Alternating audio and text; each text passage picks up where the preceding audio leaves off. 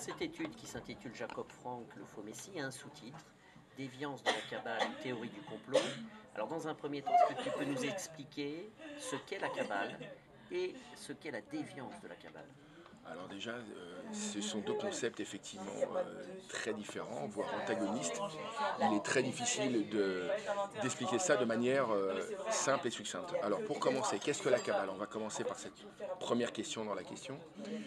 La Kabbale, pour la simplifier, c'est qu'en fait on part du principe que le texte, la Torah, dite la Torah juive, la Bible en français, a un code secret dans son écriture, c'est-à-dire que la Kabbale sous-entendrait qu'il y a un sens caché dans les phrases de la Torah. Après, comment il est caché, c'est une autre question. Ce sont différentes méthodes kabbalistiques qui vont vous expliquer qu'une phrase peut en cacher une autre, voire deux, voire trois, voire quatre.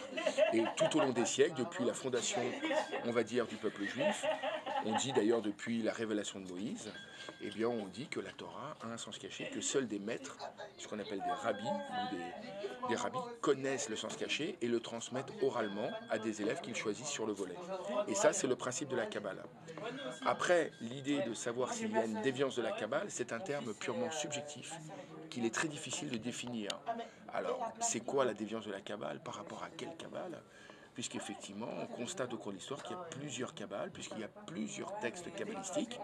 Le premier texte kabbalistique connu, c'est le Sefer Yetzirah, que les Juifs dans la tradition attribuent à Abraham, et que les chercheurs non religieux situent pendant la période grecque, puisqu'on distingue dans le Sefer Yetzirah des influences grecques.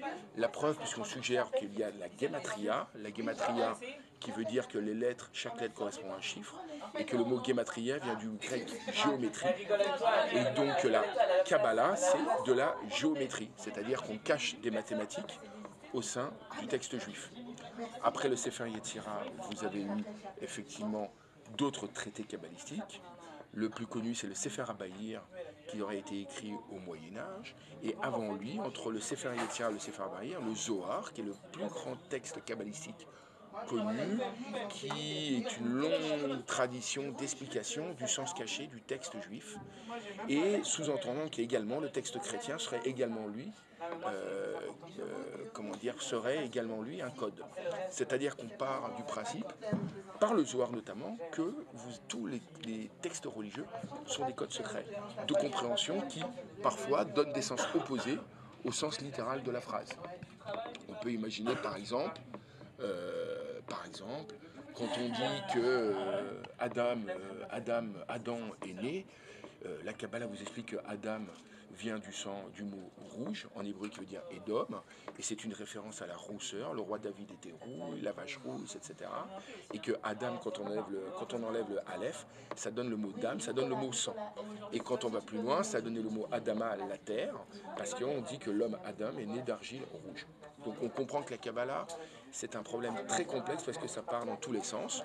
D'ailleurs, on dit à juste titre que trop de Kabbalah vous transforme vers la folie, vous envoie vers la folie. Mais en fait, cette histoire, c'est que c'est juste dû à des faux messies qui ont étudié la Kabbale très jeunes et qui sont partis un peu dans tous les sens et qui, à ce moment-là, notamment on pense à Shabtai Tzvi, puis Jacob Frank, ont déformé la Kabbalah, l'ont interprétée d'une manière personnelle et depuis l'avènement de ces personnes qui se sont autoproclamées Messie, on a interdit la Kabbalah et les textes de la Kabbalah à des gens de moins de 40 ans.